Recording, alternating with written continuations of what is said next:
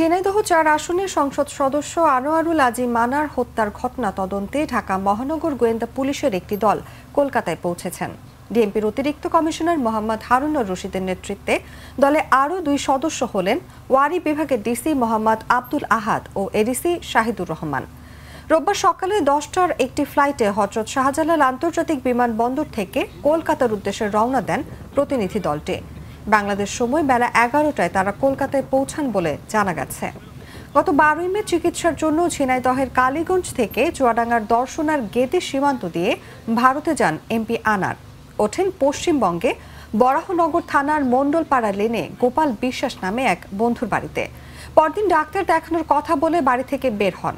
এরপর থেকেই রহস্যজনকভাবে নিখোঁজ আনোয়ারুল আজিম।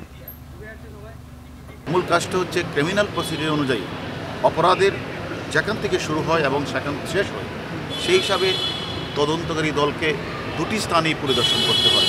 তার প্রেক্ষিতে আপনারা জানেন যে আমরা আজকে পশ্চিমবঙ্গে এসেছি।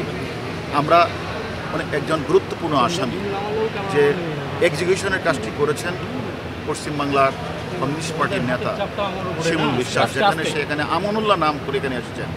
তার কাছে আমরা অনেক তথ্য পেয়েছি, এমনকি আপনাদের কলকাতা পুলিশ এবং আমাদের বাংলাদেশ পুলিশ আমরা উভয় পক্ষই কিন্তু আমরা অনেক তথ্য আমরা আদান প্রদান করেছি। বাড়ি থেকে বেরোনোর ৫ দিন পরে গত ১৮ই মে বরাহনগর থানায় আনোয়ারুল আজিম নিখোঁজের বিষয়ে একটি জিডি করেন বন্ধু গোপাল বিশ্বাস। এরপরও খোঁজ মেলে না ৩ বারের এই সংসদ সদস্যের। বুধবার হঠাৎ খবর ছড়ায় কলকাতার পার্শ্ববর্তী নিউ টাউন এলাকায় বহুতল সঞ্জীবা গার্ডেন্স নামে একটি আবাসিক ভবনের BU 56 নম্বর রুমে আনোয়ারুল আজিম খুন হয়েছেন। ঘরের ভেতরে পাওয়া গেছে রক্তের ছাপ, তবে ঘরে মেলেনি মরদেহ। এ ঘটনায় বুধবার ঢাকা শেরেবাংলা নগর থানায় মামলা করেন তার মেয়ে মুমতারিন ফেরদৌস ডরিন।